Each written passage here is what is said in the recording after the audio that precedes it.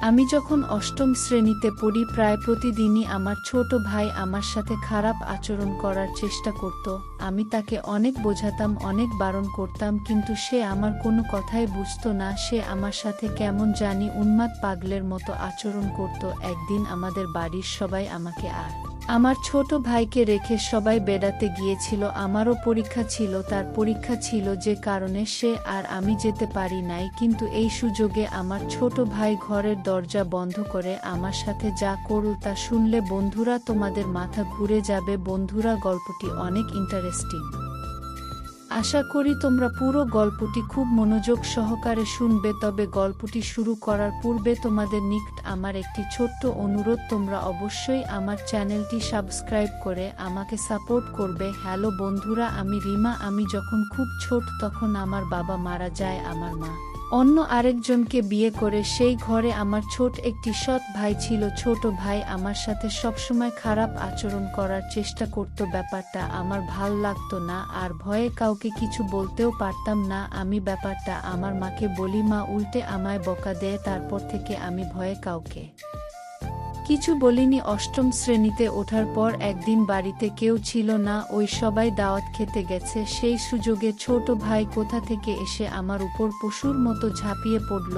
আমার চিৎকার দিয়েও কোনো রক্ষা হলো না। এরপর থেকে ছোট ভাই প্রায় সময় আমার উপর ঝাঁপিয়ে পড়ত, আর মাঝে মাঝে ছোট ভাই আমাকে টাকা দিত। যখন আমি ক্লাস 10-এ উঠলাম তখন বুঝতে পারলাম আমি কনসিভ হয়ে গেছে। যখন আমি কনসিভ করি তখন ব্যাপারটা বুঝতে পারিনি আমি, আর ব্যাপারটা আরও পরিষ্কারভাবে বুঝতে পারি ক্লাস 9-এ শারীরিক শিক্ষা বই থেকে। আমার তখন মাথা ব্যথা, বমি ভাব ছিল, কিছু খেতে পারতাম না। আর ব্যাপারটা যখন বুঝতে পারে তখন মা আমাকে জিজ্ঞেস করে, কি হয়েছে তোর? আমি কিছুই বলি না। অবশেষে মাকে ব্যাপারটা বলতে আমি বাধ্য হয়েছি। আমার মুখ থেকে মা এরকম ধরনের কথা শুনে অবাক হয়ে গেল, আর আমাকে অনেক বকাবকি করতে শুরু করল। এর আগে আমি আর আমার ভাইকে ব্যাপারটা বলেছিলাম, কিন্তু বিশ্বাসে কোনো মানে নেই। নাইমা এসব কথা শোনার পর মা আমার ভাইকেও এই ব্যাপারটা নিয়ে জিজ্ঞাসাবাদ করেন। সে উল্টো আমাকে অত্যাচার করে বলে, এটা আমার না। আমি বললাম, এত বছর ধরে আমার সাথে সম্পর্ক করলেন যে আমি সবাইকে বলে দেব। সে আমাকে হুমকি দিয়েছে, বল তোর খবর আছে। আমিও ভয় পেয়ে যাই। এসব কথা শোনার পরও মা আমাকে অনেক মারধর করে ব্যাপারটা গোপন রাখে বাবা ভাইদের কাছ থেকে, আর বলে, এটা কার বাচ্চা, কার থেকে পাপ আমার ছেলের উপরে ছেড়ে দিয়েছিস। আরও অনেক কথা পরে মা বাচ্চাটা গোপনে নষ্ট করে ফেলে। তারপর আমাকে আর স্কুলে যেতে দেয় না। আমি স্কুলে যাওয়ার কথা বললে বলে, যেতে হবে না তোর স্কুলে। তারপর মা তড়িঘড়ি করে আমার বিয়ের জন্য বাবাকে বলে। বাবা তো এমনিতেই আমাকে দেখতে পারে না, তাই কোনোরকম চাইছে আমাকে বিদায় করতে, কারণ আমি তো উটকো ঝামেলা এর মধ্যে। আমার ছোট ভাই মালয়েশিয়া চলে যায়। আমি ওই সময় অনেকবার মরতে চেয়েছি, কিন্তু পারিনি। অনেক মানসিক হতাশায় ভুগেছিলাম। এরপর একটা ছেলে আসে আমাদের পাশের গ্রামে। বাবা মা কোনো খোঁজখবর না নিয়ে আমাকে বিয়ে দিয়ে দেয়। কি অদ্ভুত ব্যাপার! বিয়ের দিন আমার কপালে একটা নাকফুল জোটেনি। আমার বাবা বলেছে পাত্রপক্ষের কাছে। আমার বাবা বলেছে আমি তার কোনো মেয়ে না, আমি তাদের বাসায় কাজের মেয়ে। তাদের বাসায় আমি থাকি। ছোটবেলা থেকেই তারা আমাকে মেয়ের মতোই দেখে, এবং এভাবেই তারা আমাকে মানুষ করেছে। আমার সৎ বাবার মুখে এরকম কথা শুনে কষ্টে আমার বুকটা ফেটে যাওয়ার মতো অবস্থা হয়েছিল। যাই হোক, শ্বশুর বাড়িতে আসলাম। একদম ভাঙাচোরা ঘর, 2টা রুম মাত্র। ঘর দেখে মাথা ঘুরে গেল। আমার বর আমাকে বিয়ে করে নিয়ে এসে কোথায় গেছে সেটাও আমি জানি না। শ্যামলা গায়ের রং বলে যা দেখলাম। আমাকে খাটের উপর বসানো হলো। আমার শ্বশুর শাশুড়ি কেউ নেই। আমার বর এতিম, তারও কেউ নেই। তার বাবা মা মারা যাওয়ার সময় এই বাড়িটা তাকে দিয়ে গেছে। তার যেকজন আত্মীয় স্বজন আছে তারা আমার বরকে পরিচয় দেয় না। আমি রাতে বরের অপেক্ষা করতে করতে ঘুমিয়ে গেলাম। সেই রাতে আসলো না। সে এলো ঘরে, তাও আবার মাতাল হয়ে। সে কোনো কিছু বলা ছাড়াই মাতাল হয়ে পাগলের মতো আমার এখানে ঝাঁপিয়ে পড়ল। আমি কাঁদতে লাগলাম। কি হলো আমার কপালে? সারা জীবনেও সুখ পেলাম না। পরের দিন ঘুম থেকে উঠে বাথরুম খুঁজতে লাগলাম। ঘরে আর কেউ ছিল না, তাই তাকেই দেখলাম। সে আমাকে খুব খারাপ ভাষায় গালি দিয়ে বলল ঘুমাতে দে। আমিও আর কিছু বলিনি। ঘরের আশেপাশে একটা কলম ছিল না, এখন অন্যের বাড়ি থেকে পানি আনতে হয়। আমি নতুন বুক, কোথায় যাব কিছুই চিনি না। সেদিন আমার বড়দিনের 2টা বাজে ঘুম থেকে উঠল, উঠে বলল বাদ দাও। আমি ভাত দিলাম, তারপর তাকে বললাম আচ্ছা বাথরুম কোথায়? সে আমাকে একটি জঙ্গলের ভেতরে নিয়ে গেল। একটি খোলামেলা বাথরুম, কি বলবো, বাড়ি থেকে অনেক দূরে একটা জঙ্গলের মতো জায়গা। রাত বিরাতে তো আসাই যাবে না, আর বর্ষার সময় ভুলেও না। তারপর সে একটা বাড়ি দেখা, ওখান থেকে পানি আনতে বলল, আর রাস্তার পাশে মসজিদের পুকুর থেকে করতে বলল। আমাকে আমার বাপের বাড়ি থেকে কেউ দেখতে আসতো না। দিন যেতে লাগল, আর তার অত্যাচার বাড়তে লাগল। অহেতুক গালাগালি করা, আমাকে বিয়ের 7 দিন পরে এদিন রাতে মারতে শুরু করল। সে মদ খেয়ে মাতাল হয়ে আসছে। সে সময়টা কি জঘন্য সময় ছিল বন্ধুরা, তোমাদেরকে বলে বোঝাতে পারবো না। খুব লজ্জা লাগতো অন্যের বাড়ি থেকে পানি আনতে যেতে, তারপর পুকুরে গোসল করতে হতো। আমি 2 দিনেও গোসল করতাম না লজ্জায়। আর এভাবে খোলামেলা পরিবেশে আমার গোসল করে তো অভ্যাস নেই। আর রাতের বেলায় বাথরুমে যেতাম না, বাথরুমে না যাওয়ার জন্য একদম কম খেতাম। আর তার তো কোনো খবরই থাকতো না, সে ঠিকমত কাজও করতো না। একদিন বাজার আনলে 1 দিন আনতো না। বিয়ের 1 মাস পর আমাদের বাড়ি যায়, গিয়ে মাকে জড়িয়ে ধরে কান্না করি। আর মা আমাকে বলল এত ঢং করতে হবে না, অনেক ঢং করেছো বাড়িতে। একদিন থাকার পর বাবা বলল কিরে যাবি না? বিয়ে দিয়ে দিয়েছি, এখানে কি শ্বশুর বাড়ি, যা। তাদেরকে আমি সবকিছু খুলে বলার পরেও তারা আমাকে কোনোভাবেই বিশ্বাস করতে পারছে না, আরও আমাকে বিভিন্নভাবে তিরস্কার করতে শুরু করলো। তারপর আমার হঠাৎ বলে উঠল বিয়ে দিয়েছি, এটাই অনেক। তারপর মাকে বললাম মা আমি তো তোমার মেয়ে, কেন আমার সাথে এমন করলে তুমি? মা বলল পেট বাঁধানোর সময় মনে ছিল না। আমি এটা বলতে পারলাম না যে বাহিরের মানুষ না, ঘরের মানুষই এই কাজ করেছে। এরপরও সব মেনে নিলাম, আর নিজেই যুদ্ধ শুরু করলাম। শ্বশুর বাড়িতে এলাম, মনোবল আরও শক্ত করলাম, এখানে আমাকে থাকতে হবে। কিন্তু বর প্রতি রাতে মদ খেয়ে মাতাল হয়ে আসতো। বিয়ের 1 মাস পর চালের কথা বললাম, ঘরের চাল ডাল কিছু ছিল না। চালের কথা বলার সাথে মারতো, বলতো কাজ করে থাকা। আমি বিয়ের 1 মাস পর থেকেই মানুষের বাড়িতে কাজ করতাম।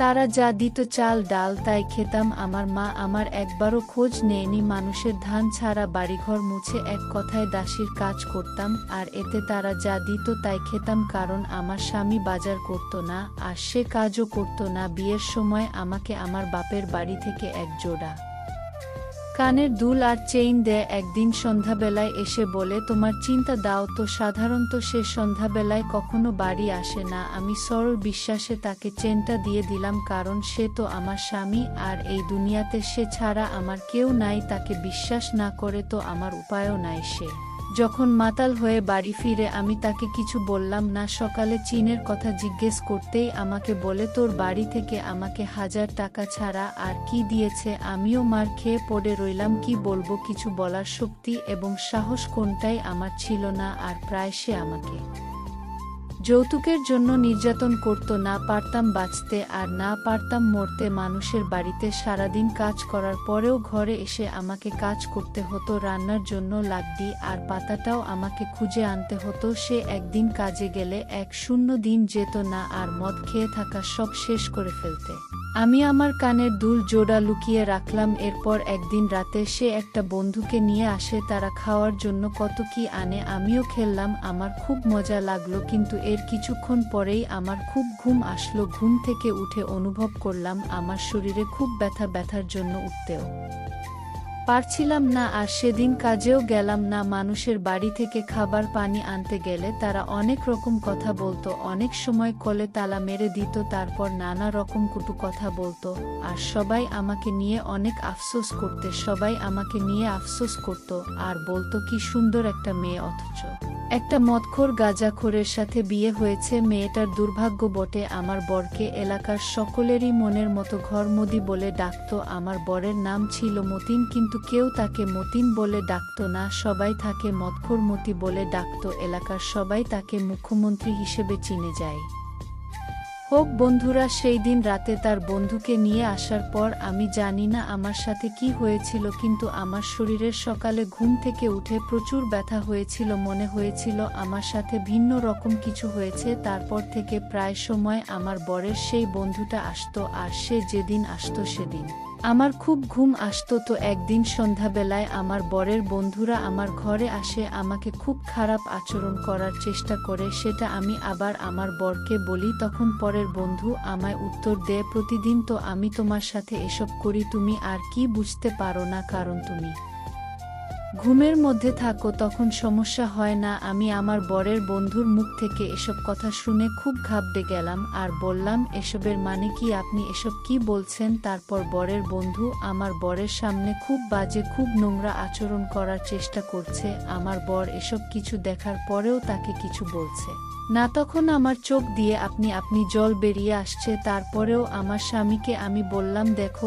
এই লোকটা তোমার সামনে আমাকে আমার সাথে কি রকম নোংরা আচরণ করার চেষ্টা করছে, তুমি একটা কিছু বল। আমি কাঁদলে আমাকে অনেক মারে আর বলে সে এমনি এমনি আমায় স্পর্শ করে না, তার জন্য নাকি আমাকে টাকা দেয়। এরপর থেকে বন্ধুটি প্রায় আসতো, আমি কোনো রকম প্রতিবাদ করলে আমার স্বামী আমার কোনো কথাই শুনল না, বরং উল্টো আমাকে মারধর করতে শুরু করলো। তারপর হঠাৎ আমার বরের বন্ধুর মুখ থেকে কথাগুলো বেরিয়ে আসলো, আমাকে বলল, সুন্দরী মা, তোমার বর প্রতিদিন তোমাকে টাকার জন্য মারধর করত, তোমার বর মদ খাওয়ার জন্য টাকা পেত না, আর এজন্য আমি তোমার বরকে প্রতিদিন টাকা দিতাম, কিন্তু তোমার বর আমার টাকা পরিশোধ করতে পারত না, বিধায় তোমাকে দিয়ে আমি তার রসুল নিতাম। আর সবচেয়ে বড় কথা হলো রিমা, তোমাকে দেখে আমার খুব মায়া লাগতো, তো এই জন্যই তোমার বরকে আমি টাকা দিতাম, বিনিময়ে তোমার কাছ থেকে আমি একটু সুযোগ সুবিধা নেওয়ার আশায় তুমি এমন করো কেন? রিমা, একটু মজা করি তো, চলে যাব। আমার তো আর কোনো উপায় ছিল না, তারপর আমার বাধ্য হয়ে তার সাথে এসব করতে হয়েছে। আমাকে কিছুদিন পর দেখলাম আরো নতুন নতুন লোকের আমদানি, বিষয় আমার কাছে খুবই খারাপ লেগেছিল, কিন্তু আমার তো আর কোনো উপায় ছিল না। বাধ্যতামূলক হয়ে আমি ভিন্ন জগতের প্রতি হয়ে গেলাম, মানুষ থেকে মানুষে পরিণত হলাম। আমাদের বাড়ি ছিল গভীর জঙ্গলের ভিতরে, প্রতিদিন আমাদের ঘরে নতুন নতুন মানুষ আসতো ভিন্ন রূপে, অনেক টাকার ছড়াছড়ি হতো আমার ঘরে। তারপর আমায় আমার বর এভাবে টাকা জমালে আর 1 বছরের মধ্যে টাকা জোগাড় হয়ে যাবে। সেদিন নিজের উপর অনেক ঘৃণা চলে আসলো, তা বলার মতো না। এরকম অমানবিক নির্যাতন কত সহজে করা যায়। প্রতিদিন 4 থেকে 5 জন হায়না রূপে আমাকে আক্রমণ করে, মনের দুঃখে ঘৃণা আমি তাদের এখান থেকে চলে আসলাম। আমার বাড়ির পাশে এক চাচির অনেক অসুখ থাকায় তাদের বাড়িতে রাখতে থাকি। সেই রাতে আমার ঘরে গ্রামে চেয়ারম্যানের লোক এসে আমার বরসহ সবাইকে ধরে নিয়ে যায়, আর জুয়া খেলার জন্য সবাইকে অনেক মারে। সেটা আবার আমি শুনি। চেয়ারম্যানের লোকেরা যখন তাকে ধরে নিয়ে যায় আর মারে, তখন আমি চেয়ারম্যানের কাছে ছুটে যাই। চেয়ারম্যান টাকা চায় আমার কাছে, আমার বরের বন্ধুদের ছেড়ে দেয়, কারণ ওরা চেয়ারম্যানকে টাকা দিয়ে দেয়। আমার কাছে 5,000 টাকা চাই, কিন্তু আমার কাছে তো এত টাকা নাই। এরপর আমার কানের দুল বেচে টাকা দিয়ে তাকে ছাড়াই, কারণ শত হলে তো আমার স্বামী, সে ছাড়া তো আমার এই জগতে আর কেউ নেই। মার খাওয়ার পর সে বেশ কিছুদিন অসুস্থ ছিল, ভালো হওয়ার পর চেয়ারম্যান খবর পাঠায়, বলে তোর বুকে কিছুদিন আমাদের কাছে পাঠা, তোকে টাকা দেব। এরপর আমার বর আমাকে চেয়ারম্যানের কাছে পাঠায়। খুব লজ্জার বিষয়, চেয়ারম্যানের কাছে 2 দিন ছিলাম। এরপর ওখান থেকে এসে বলি, তোর সাথে আর সংসার করব না। একই কথা বলে আমি রাগে ক্রোধে বাপের বাড়ি চলে আসলাম। তাই 2 বছর পর বাপের বাড়ি যাওয়ার সময় খালি হাতে যায়, টাকা ছিল, নাস্তা পানি কোথা থেকে নেব। এরপর মা আমাকে দেখে এক প্রকার তীরে আসলো, কিছু বললাম না। গিয়ে দেখি আমার বড় ভাই বিয়ে করেছে, তার বউ আবার গর্ভবতী। সে আমার মাকে জিজ্ঞেস করছে, মা ওকে? তো আমার মা উত্তর দেয়, আমাদের ঘরে কাজ করতো মা, আমাকে নিজের মেয়ে বলে পরিচয় দেননি। এরপর মা আমাকে বলে, দুপুরে খেয়ে যাবি নাকি এখনই যাবি? আমি আর কিছু বলিনি, শ্বশুরবাড়ি চলে আসি। আসার পর বর আমাকে খুব মারে আর বলে, মাত্র জায়গা দিল না গেলে কেন? আরও বলল, আমার ঘর ছাড়া তোর আর কি কোথাও জায়গা হবে? আরও অনেক বাজে বাজে গালাগালি করল। সে রাতে মরতে চেয়েছি কিন্তু সাহস পাইনি। গ্রামের মোটামুটি সবাই আমাকে খারাপ বলতো, তেমন কেউ মিশতে চাইতো না। আর এদিকে আমার বর বাড়ি বন্ধক দিয়ে জমিদারের কাছ থেকে টাকা এনেছিল ৮,০০,০০০। জমিদারের লোকেরা আমাকে অনেক গালিগালাজ করে গেল আর বলে গেল খুব তাড়াতাড়ি হলেও টাকা পরিশোধ করে দিয়ে দিতাম, নইলে তারা তোমাদের বাড়ি দখল নেবে। বোর্ড আসলো, আমি জিজ্ঞেস করলাম উনাদের টাকা দিলে না? বল জুয়া খেলে হেরে গিয়েছি, টাকা নেই, কোথা থেকে দেব? সমস্যা নাই, আজকে ১০০ জন আসবে, ৫ করে দিলে ৫,০০,০০ হবে। তুই শুধু ২ দিন একটু কষ্ট করবি, তাদেরকে একটু ভালো করে খুশি করবি। বিশ্বাস করো বন্ধুরা, সে রাতে অমানবিক নির্যাতনের শিকার হয়েছি। আমার শরীর অসুস্থ হয়ে পড়ে আমার বড় মানুষটা আমার অসুস্থতা দেখেও রাতে, পরের দিন রাতে আরও ৩ জন আন, তারা কোনো কিছুই মানো না। অনেক কেঁদেছি, চিৎকার করেছি, তে অনেকগুলো মার খেতে হলো। আমার বর মাতাল, সে কি বুঝবে? তারপর আর জানি না, নিজেকে হাসপাতালে দেখতে পেলাম। এক আয়া বলল আমাকে নাকি ভোর ৪টা বাজে হাসপাতালে এনেছে অজ্ঞান অবস্থায়। আমার বর আসলো, আমি তখনও কথা বলতে পারছিলাম না। সে আমায় বলল নাটক করে উল্টো কত টাকা খরচ করছিস। আমি কেঁদে দিলাম আর বললাম তোর বিচার সৃষ্টিকর্তা করবে।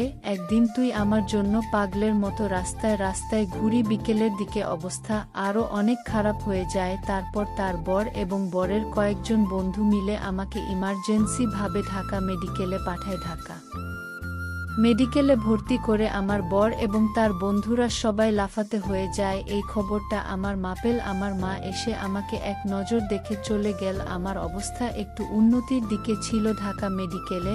আর এদিকে আমার বর এবং বরের বন্ধুরা ভেবেছিল যে হয়তো আমি মারা যাব, যে কারণে আমার বর এবং বরের বন্ধুরা আর আমার সাথে কখনো দেখা করেনি এবং তারা সকলেই পালিয়েছিল। আর এদিকে আমার মা ও যে একবার দেখা করে এসেছিল আর আমার কোনো খোঁজ খবরই নেয়নি। এভাবে ঢাকা মেডিকেল দীর্ঘ ১ মাস থাকার পর আমি আস্তে আস্তে একটু সুস্থ হতে শুরু করলাম। সৃষ্টিকর্তার এক বিশেষ কৃপায় আমি আস্তে আস্তে পরিপূর্ণ সুস্থ হয়ে উঠলাম। সুস্থ হয়ে নিজেকে নিজের পায়ে দাঁড়ানোর চেষ্টা করলাম, নতুন করে জীবনটা সাজানোর চেষ্টা করলাম। সম্পূর্ণরূপে ভুলে গেলাম আমি আমার অতীত। কিন্তু ভাগ্যের কি নির্মম পরিহাস, আমার এরকম দুর্ঘটনার পর দীর্ঘ ৩ বছর অনেক কঠোর পরিস্থিতি করি, পরিশ্রম করে আস্তে আস্তে আমার অবস্থা উন্নতি করে ফেলি। ঠিক তেমন সময় আমি একটি এরকম সংবাদ শুনলাম, যা শোনার পর আমি আনন্দে নাচতে শুরু করলাম। কারণ আমার স্বামী একটা ভয়াবহ অ্যাক্সিডেন্টে তার সমস্ত দেহ ক্ষতবিক্ষত হয়ে রাস্তায় পড়ে আছে।